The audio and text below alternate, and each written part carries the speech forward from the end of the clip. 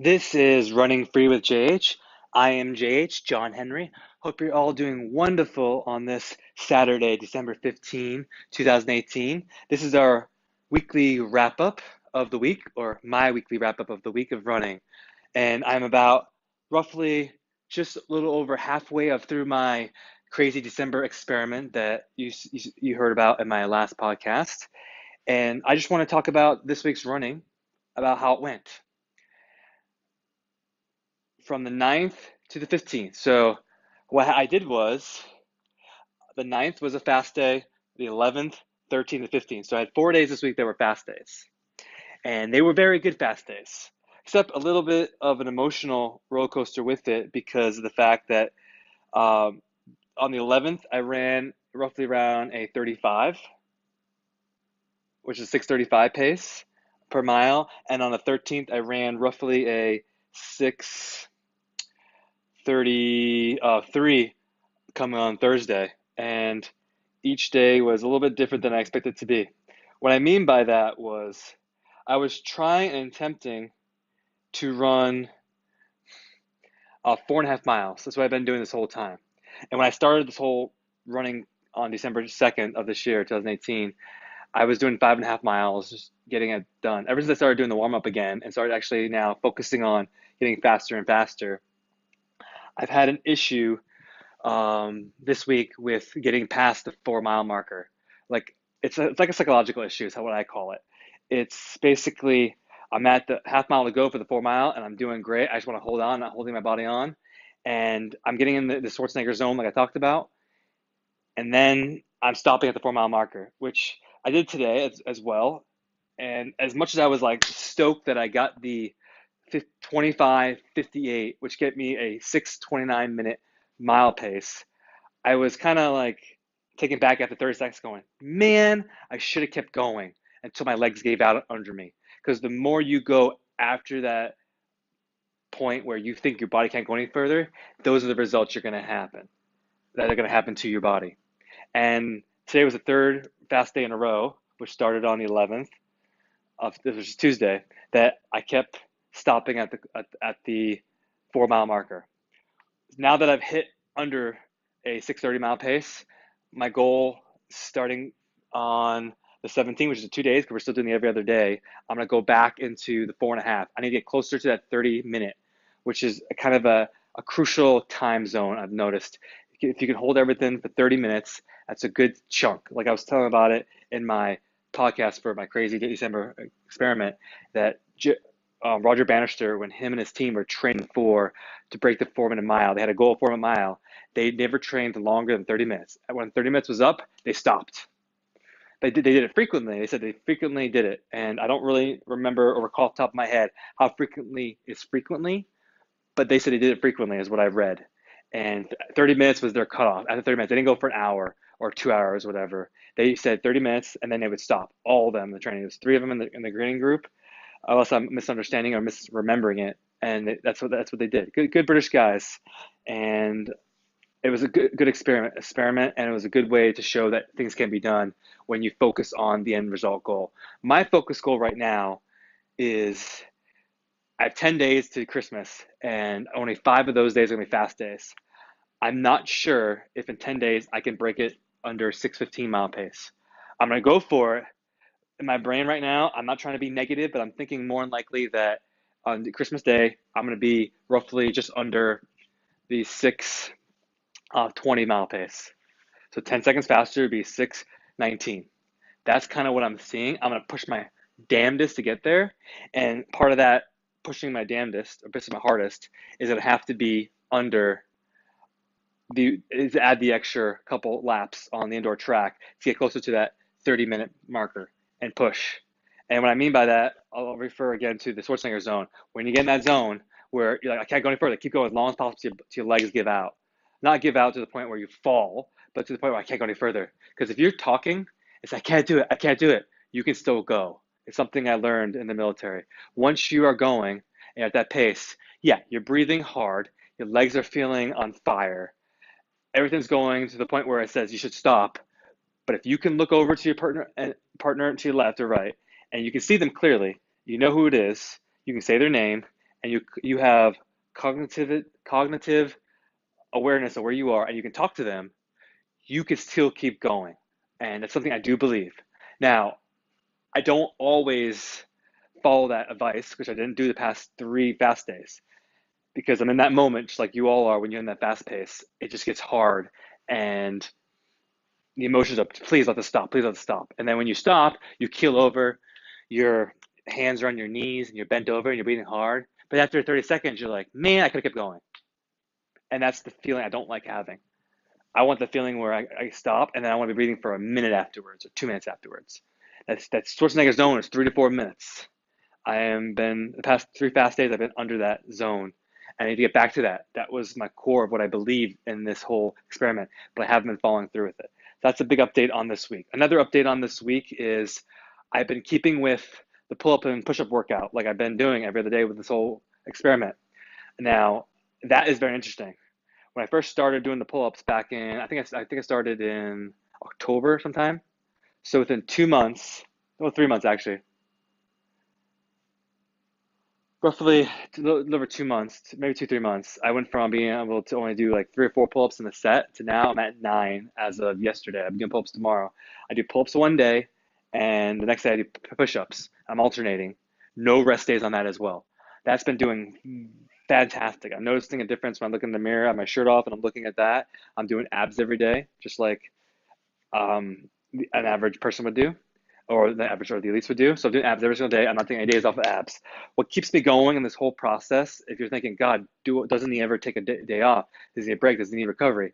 I'm finding the daily habit of just getting up and going has been helping tremendously. I get up in the morning.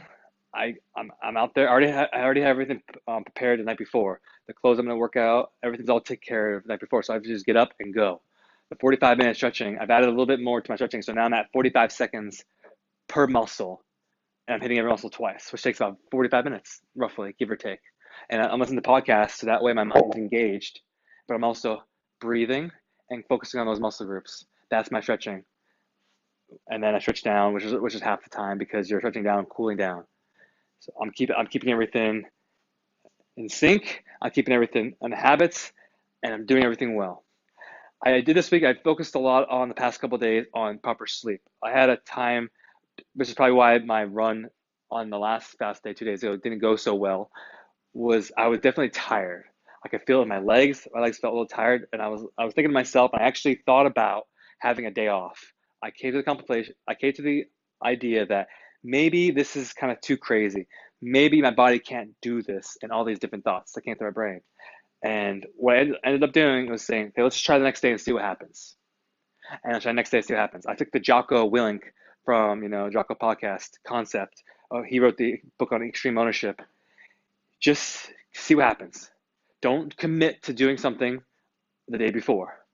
Get a good night's sleep on it, and then next day, do your routine. And if it's that time you feel like you can't do it, roger that. Take off the day. So I went with that mindset, and that's what I did.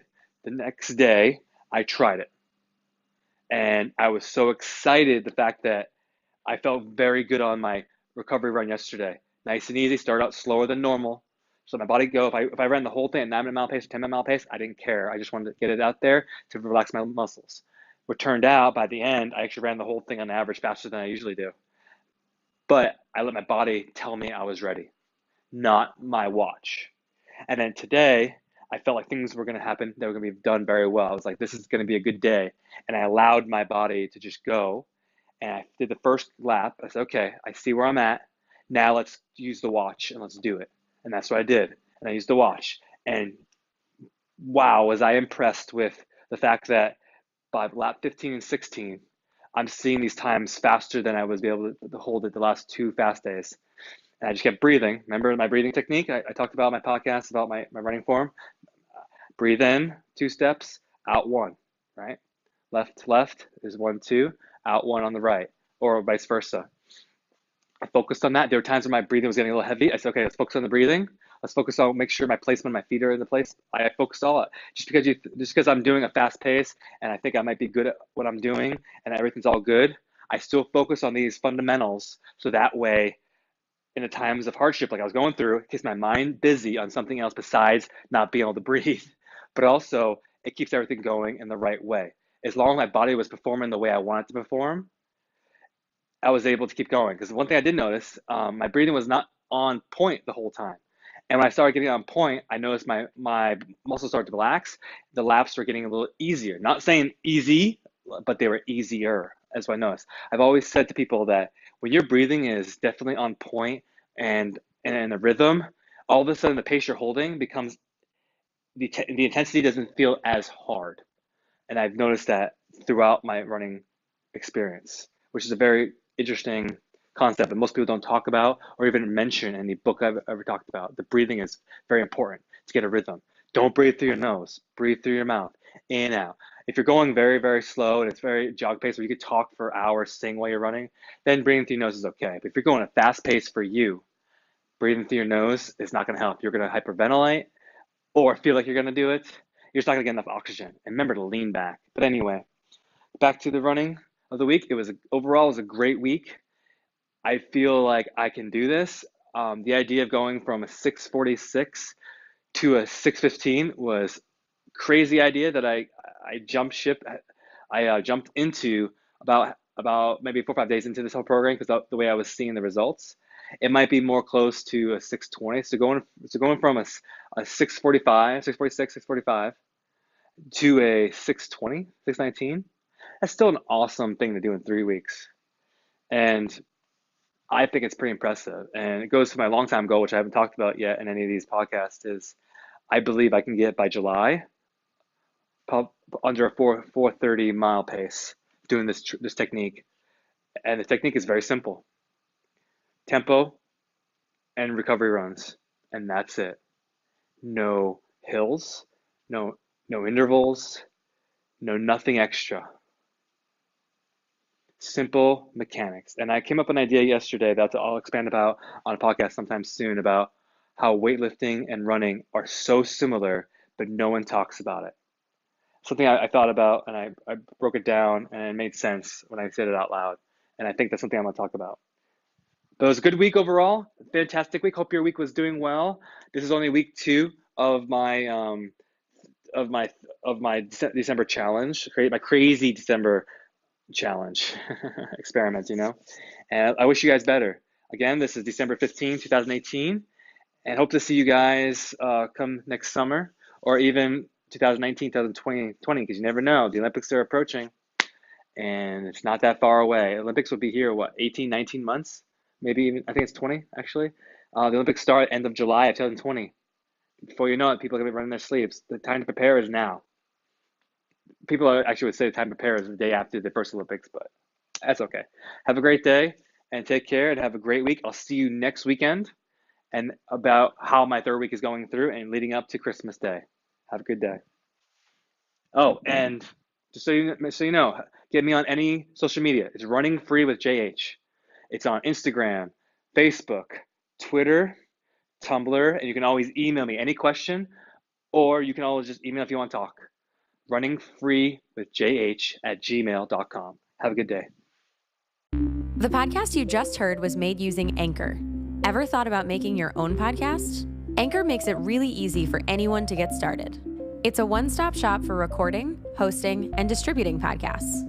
Best of all, it's 100% free. Sign up now at anchor.fm/new. That's anchor.fm/new to get started.